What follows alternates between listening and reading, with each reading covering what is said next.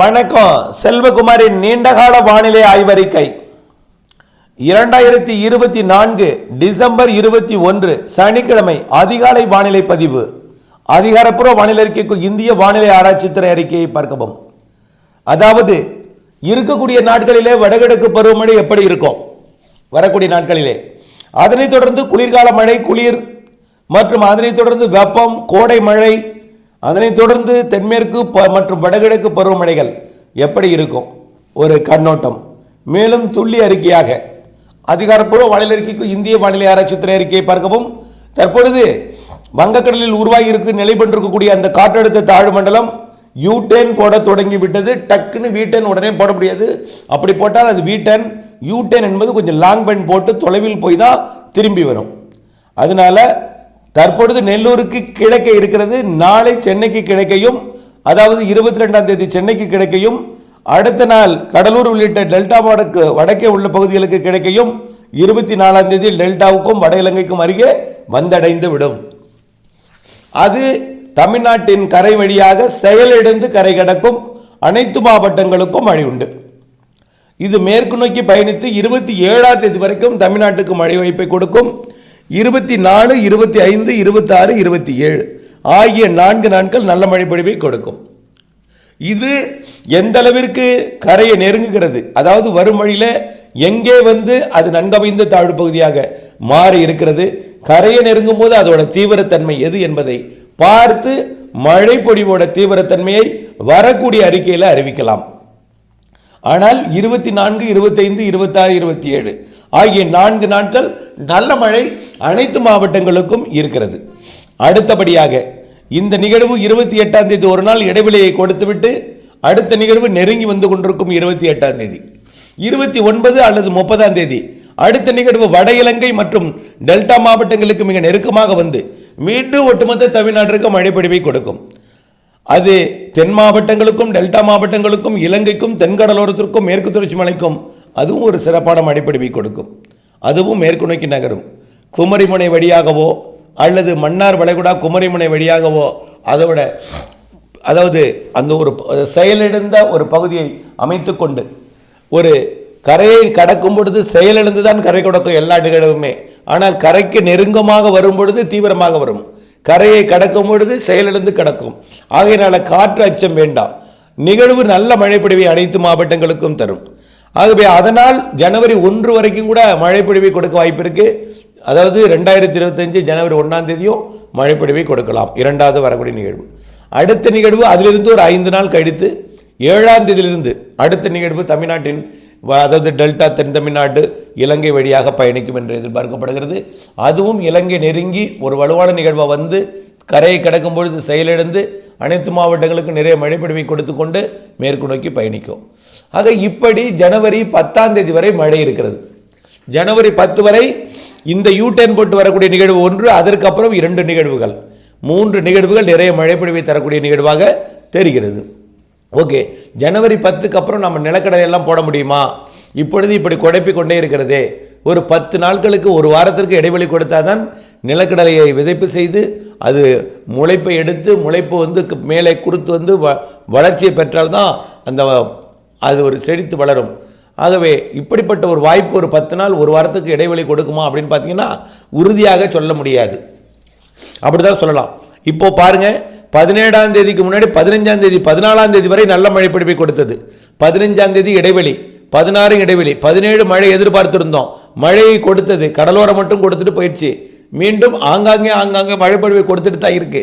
சில இடங்களில் கனமழை பொழிவாக இருக்கிறது. ஆகவே நேற்றைக்கு கூட நீடாமங்கலத்தில் 7 சென்டிமீட்டர் மழை, அதே போல் மன்னார்குடியில் 3, திருவாரூரில் நிறைய மழைப்பொழிவை கொடுத்தது. அதற்கு பிறகு நேற்றைக்கும் திருச்சி உள்ளிட்ட மாவட்டங்களிலும் கனமழை பொழிவை கொடுத்து கொண்டு தான் இருக்கிறது. ஆகவே இப்படி மழைப்பொழிவுகள் இருந்து கொண்டே தான் இருக்கும். இதனைத் தொடர்ந்து நிகழ்வும் வந்துடும். அதனால 24, 25, 26 மழை இருக்கும். அதனைத் தொடர்ந்து ஜனவரி 1லையும் மழை இருக்கும். அதாவது 29, 30, 1ஆம் தேதி, 31, 1ஆம் தேதி. அடுத்து பார்த்தீங்கன்னா ஒரு 4 நாள் 5 நாள் தான் இடைவெளி கொடுக்கும். அதில் நீங்கள் வேணால் விதைப்பு செய்ய முயற்சி செஞ்சாலும் கரெக்டாக முளைப்பு வர நேரத்தில் அந்த மழை வந்து விட்டால் என்ன செய்வது? இதெல்லாம் உங்களுடைய முடிவுக்கு நான் விட்டு விடுகிறேன். ஒரு 4 நாள் 5 நாள் இடைவெளி கிடைச்சாலும் அந்த இடைவெளி 5 நாள் முளைத்தது முளைப்பு வரும்பொழுது மழை பெய்து விட்டால் ஒரு இடைவெளி ஒரு பாதிப்பை கொடுத்துவிடுமோன்ற எனக்கு ஒரு அச்சம் இருக்கிறது. ஆனால் உங்கள் முடிவுக்கு வேணால் விட்டுறேன். ஆகா, பொங்கல் அதாவது ஜனவரி 10 வரை முளைப்புக்கு பாதிக்கும் மழைப்பொழிவாகத்தான் தெரிகிறது. அது எந்த அறுவடை, மக்காச்சோள அறுவடை எதுவாக இருந்தாலும். ஆனால் ஜனவரி 10க்கு அப்புறம் இடைவெளி கொடுக்கும் என்று எதிர்பார்க்கப்படுகிறது, ஜனவரி 26 வரைக்கும். ஆகவே அந்த நாட்களில் விதைப்பு செய்யலாம் என்ற முடிவில் இருக்கிறேன். அதிலும் நிகழ்வு இருக்கிறதா என்பதை நாம் தொடர்ந்து அப்டேட்ஸில் பார்க்கணும். அதுவும் நம்ம சுத்தமாக இல்லைன்னு சொல்ல முடியாது. ஏதாவது மழைகள், லேசான மழைகள் இருக்கலாம். பெரும்பாலும் இந்த ஜனவரி 17 ஒரு நிகழ்வு வர வாய்ப்பு இருக்குது. அது நனைக்கும் மழை, தூறல் மழை பொழிவு தான் கொடுக்கும் என்று எதிர்பார்க்கப்படுகிறது. அப்படி தூறல் நனைக்கும் மழை பொழிவு கொடுத்து விட்டால் பிரச்சனை இல்லை. ஆனால் குடியரசு தினத்துக்கு பிறகு நல்ல மழை பொழிவு தெரிகிறது. காற்று சுழற்சி மழை, லேசான மழையெல்லாம் வர இருக்கிறது. அதே போல் பிப்ரவரி மாதமும் தூறல் மழை, சாரல் மழை தான். அதில் எந்த பிரச்சனை இல்லை. விவசாயத்துக்கு ஏற்ற மழை தான். இந்த பொங்கலுக்கு முன் வரக்கூடிய மழை தான் கொஞ்சம் கூடுதலாக தெரியுது, 10ஆம் தேதி ஜனவரி வரைக்கும். அதற்கப்புறம் மழை இருக்குது அப்படிங்கிறது தெரியப்படுத்த விரும்புகிறேன்.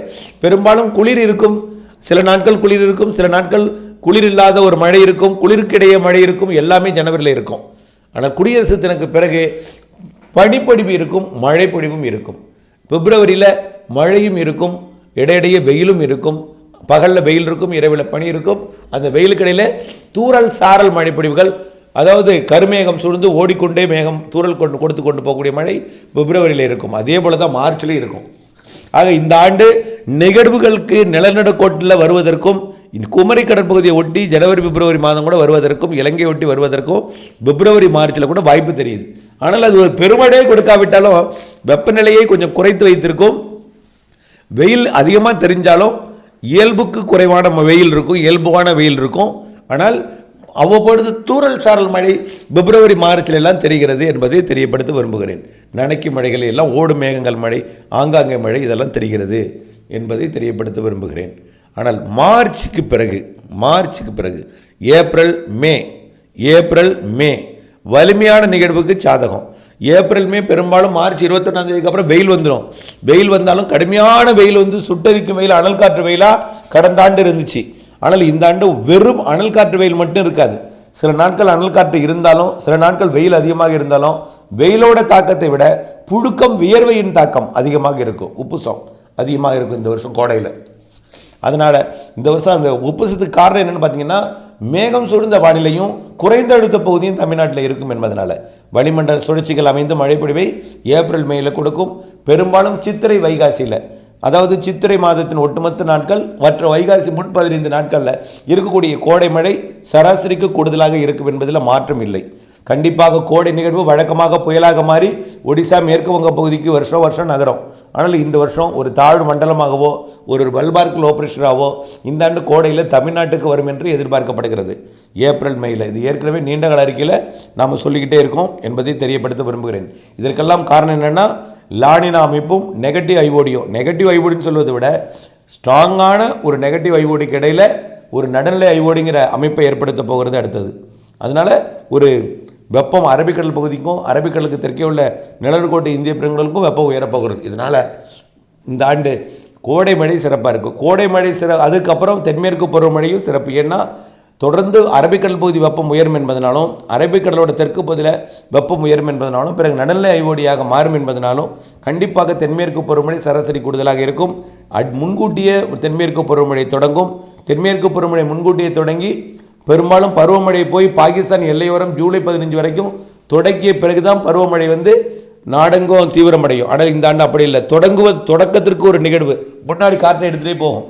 ஆனால் பின்னாடி ஒரு காற்றழுத்த தாழ்வு நிலை பகுதிகள் கேரளா, கர்நாடகாவிற்கு மழைப்பிடிப்பை கொடுத்து கொண்டு தான் இருக்கும். ஆக இருவேறு நிகழ்வுகளால் பருவமழை முன்னெடுத்து செல்லும் ஒரு நிகழ்வும், பின்னாடி ஒரு காற்றழுத்த தாழ்வு பகுதி மண்டலங்கள் கேரளாவிலே மழைப்பிடிப்பை கொடுத்து கொண்டு இருக்கும். ஆகவே ஏற்கனவே அணைகள் நிரம்பி இருக்கிற நிலையில் கோடையில் சற்று பாசனத்துக்கு திறக்கப்பட்டு குறைந்தாலும் கோடையிலும் அணைகள் நிரம்புவதற்கு வாய்ப்பு இருக்கிறது. தென்மேற்கு பருவமழையாலும் தொடக்கத்திலேயே அணைகள் நிரம்புவதற்கு வாய்ப்பு இருக்கிறது. மேட்டூரில் சரியான தேதியிலேயோ ஜூன் 12 அல்லது அதற்கு முன்பாகவே மே இறுதியிலேயோ மேட்டூர் அணை திறப்பதற்கு வாய்ப்பு இருக்கிறது. ஆகவே இவையெல்லாம் சாதக சூழல் கோடை மழை தெரிகிறது என்பதை தெரியப்படுத்த விரும்புகிறேன். அடுத்தபடியாக பார்த்தீங்கன்னா, தென்மேற்கு பருவமழை சராசரிக்கு கூடுதல், அரபிக்கடலில் நிகழ்வுகள் உருவாக சாதகம். ஆகவே வட இந்தியாவிலையும் ஒட்டுமொத்த நாடெங்குமே இந்த ஆண்டு சராசரிக்கு கூடுதல் தென்மேற்கு பருவமழை இருக்கும். அதே போல் கோடை மழை பெய்யும் பொழுதும் தென் மாநிலங்களில் சிறப்பான ஒரு கோடை மழை பொழிவை கொடுக்கும். அதே போல் தென்மேற்கு பருவமழை நேரத்தில் தமிழ்நாட்டிலும் வெப்பச்சலன இடிமழை பொழிவுகள் நன்றாக இருக்கும். ஏன்னா காற்று சுழற்சிகள் இருந்து கொண்டு தமிழ்நாட்டிலும் காற்று சுழற்சி வெப்பச்சலன இடிமழை பொழிவை தென்மேற்கு பருவமழை காலத்தில் தமிழ்நாட்டின் பிற சமவெளி பகுதிகள் வங்க கடலோரமும் மழை பொழிவை கொடுக்கும். அடுத்தபடியாக பார்த்தீங்கன்னா வடகிழக்கு பருவமழை காலத்தில் இந்த ஆண்டு இருக்கக்கூடிய நிகழ்வுகளின் எண்ணிக்கையை விட அடுத்த ஆண்டு நிகழ்வுகளின் எண்ணிக்கை கூடுதல். மழைப்பொழிவுகள் குறைந்த நேரத்தில் அதிக மழைப்பொழிவு எல்லாம் பொழியும். அடுத்த ஆண்டு இன்னும் மழைப்பொழிவுகள் அடுத்த ஆண்டு கூடுதலாகத்தான் தெரிகிறது. ஆகையினால நீங்கள் என்ன செய்யணும், பண்ணை குட்டைகளை விரைந்து அமைத்திடுங்கள். பண்ணை குட்டைகளை அதாவது நீண்டகால ஒரு கண்ணோட்டத்துடன் நாம் பார்க்க வேண்டும். பண்ணை குட்டைகள் கரைகளை வலுவாகவே எப்பொழுதும் வைத்திருக்க வேண்டும். முடிந்தால் 10% இடத்தில் பண்ணை குட்டை அமையுங்கள். அந்த பண்ணை குட்டையை கான்கிரீட் சுவரால் கட்டி பெறாத நிரந்தரமாக உங்களுடைய குழந்தைகளுக்கும் பேர குழந்தைகளுக்கும் பயன் தரும் வகையில் அது நிரந்தர ஒரு பண்ணை குட்டையாக அமைத்திடுங்கள். நிலத்தடி நீர்மட்டத்தை உயர்த்துவதற்கு நிலத்தடி நீர்மட்டத்தை செறிவூட்டுவதற்கும் அமைப்புகளை அமைத்திடுங்கள். இவையெல்லாம் எதிர்காலத்தில் குறைந்த நேரத்தில் பெய்யக்கூடிய மழையை கடலுக்கு அனுப்பாமல் சமாளித்து நாம் அதை பயன்படுத்திக் கொள்வதற்கு ஒரு வாய்ப்பாக அமையும் என்பதை தெரியப்படுத்த விரும்புகிறேன். ஆண்டு முழுவதும் மழை இல்லாமல் குறைந்த நேரத்தில் ஆண்டு முழுவதும் பெய்ய வேண்டிய மழையை பெய்துவிட்டு போகிவிடுகிறது. உதாரணத்திற்கு தூத்துக்குடியில் முதல் நாள் வரை வறட்சி, அடுத்த நாள் வெள்ளம், இப்போ மீண்டும் வறட்சி. இப்படி திடீரென்று ஒரே நாள் கொட்டும் மழை பாதுகாக்க முடியாமல் சேமிக்க முடியாமல் போகிறது. இதை சேமிப்பதற்கு இனிமேல் எதிர்காலங்களில் ஒரு எதிர்கால நீண்டகால கண்ணோட்டத்துடன் பண்ணை குட்டைகளை அமைத்து கொண்டு 10% இடத்தில் பண்ணை குட்டை அமைந்து திட்டமிட்ட வேளாண்மைக்கு நாம் திட்டமிடுதலுக்கு மழை பொழிவு வானிலை எல்லாம் கருத்தில் கொண்டு ஆகவே நாம் மழைநீரை சேகரித்து தேவைப்படும் பொழுது பயன்படுத்துவதற்கு தயார் செய்ய வேண்டும். நாம் நினைக்கும் பொழுது மழை தராது, மழை தரும் பொழுது தான் நாம் மழை நீரை சேகரித்து பயன்படுத்தி கொள்ள வேண்டிய கட்டாயத்தில் வருங்காலத்தில் இருக்கிறோம் என்பதை திட்டவட்டமாக தெரியப்படுத்த கடமைப்பட்டிருக்கிறேன். தொடர்ந்து வானிலை அப்டேட்ஸுடன் இணைந்திருங்கள். வானிலை அப்டேட்ஸ் பார்த்து பணி செய்து லாபம் அடைந்திடுங்கள். நன்றி.